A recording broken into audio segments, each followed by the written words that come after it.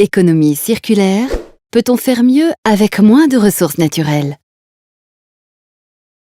Notre consommation de ressources naturelles, pétrole, gaz naturel, minerais, bois, eau, ressources alimentaires par exemple, a fortement augmenté depuis une cinquantaine d'années, du fait de nos modes de production et de consommation.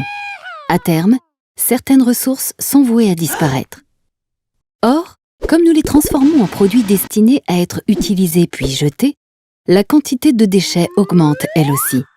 Chaque année, nous produisons en France 345 millions de tonnes de déchets, dont 70% sont issus du bâtiment. Et même si nous faisons beaucoup d'efforts pour les gérer, notamment en développant le tri et le recyclage, leur traitement, enfouissement dans les sols ou incinération, est souvent coûteux, polluant et ne valorise pas suffisamment la matière. Dans la nature, il n'y a pas de déchets, tout est réutilisé. Sur ce modèle, l'économie circulaire vise à faire en sorte que tous les produits que nous utilisons restent idéalement des ressources, plutôt que de devenir des déchets. C'est pourquoi l'économie circulaire est fondée sur un système de boucles.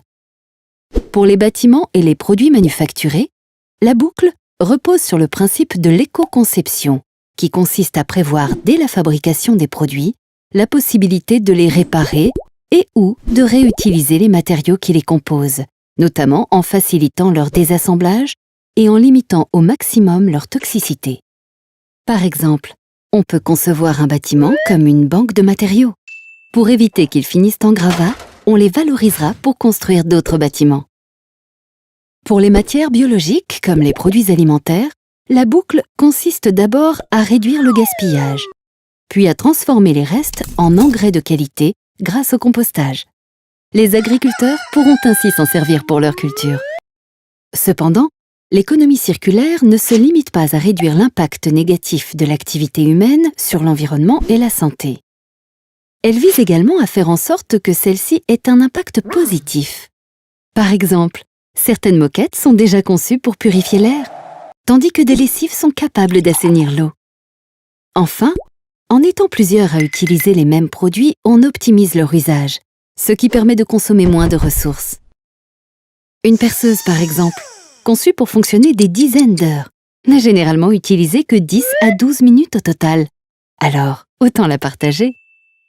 Préparer l'avenir est à la portée de nous tous dès aujourd'hui, en privilégiant des produits réparables, démontables, réutilisables et non toxiques, on participe à l'économie circulaire.